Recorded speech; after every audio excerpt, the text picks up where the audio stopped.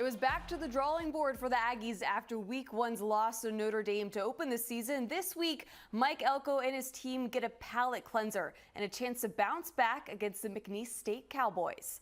Back at Kyle Field, Texas A&M and McNeese meeting for just the second time in program history. Doesn't take long to score. Le'Veon Moss walks into the end zone for a 2-yard TD just a couple of minutes into the game. Second quarter, Aggies up 2 scores when it's Moss again, this time from 6 yards out to take a 21-0 lead.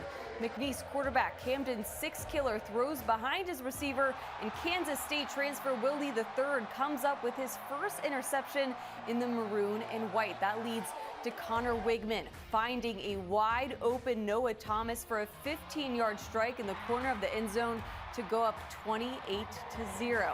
Wigman again on the move, looking nothing there. He keeps it himself. Nice spin move there to shake free an 18-yard gain up the middle. He had 39 rushing yards in the first half. And that sets up this completion over the middle to Moose Muhammad, waiting in the end zone for 6. Aggies up 35-0. McNeese finally crosses midfield, but Six-Killer is hit by Damian Sanford, and he is picked off again, this time Marcus Ratcliffe. Aggies head into the break up 38-0. Second half, Marcel Reed in at quarterback. He hands it off to Amari Daniels, who slithers his way into the end zone for the second touchdown of the day by him. Aggies able to cruise in this one, capped off by Terry Bussey's first collegiate touchdown, all maroon and white, as Texas A&M rolls 52-10. Tyler Shaw has more from Kyle Field.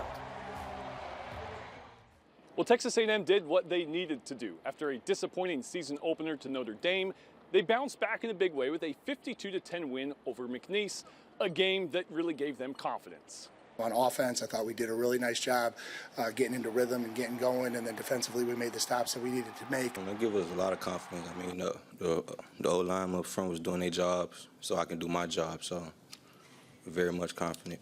Head coach Mike Elko says he was able to empty the bench in this one.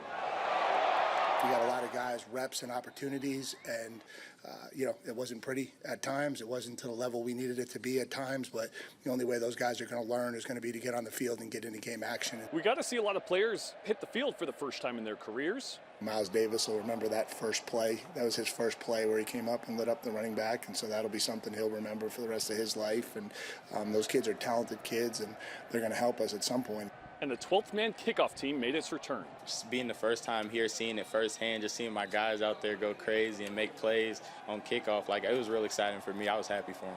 The Aggies, now 1-1 on the season, will have an even bigger test next week when they hit the road in Gainesville to open up conference play against Florida. That one's slated for 2:30 p.m. on Saturday.